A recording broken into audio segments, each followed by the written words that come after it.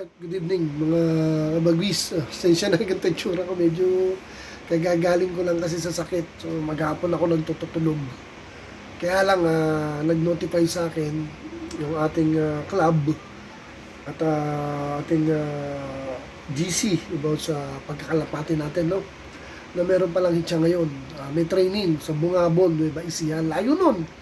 120 kilometer na, malayo na. Kaya nag-iisip ako kung kakarga ko yung tatlo ko. Yung kak na grisel, ang gara, pumaris kay 11 feather ko. So, ibig sabihin, babae pala yun. Ang laki-laking kalapati babae. Tapos, yung white ko, di ba, kagagaling din sa muntika na mawala yan, di ba? Hindi siya nag-day bird for the first time dahil umulan niya. Tapos, yung isa ko, yung kay na grisel, yung magaling. So, hindi ko alam kung hihischa ko sila o ite-training ko sila. Hindi ko alam ano gagawin ko. Ano ba maganda? Diba? Sige. Agis natin. Tatlo. Halika. Good luck sa akin. So, ayan. Bilang pansir kahit masama ang pakiramdam ko. Mag-agis tayo. So, yung tatlo.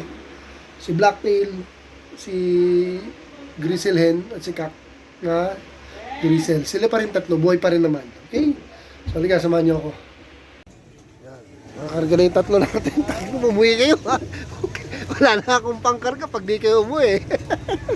Puro pang south na yun. Dami yun. Right. So ayun mga kabagis, nag-load na ako sa truck. Kinukulit pa ako.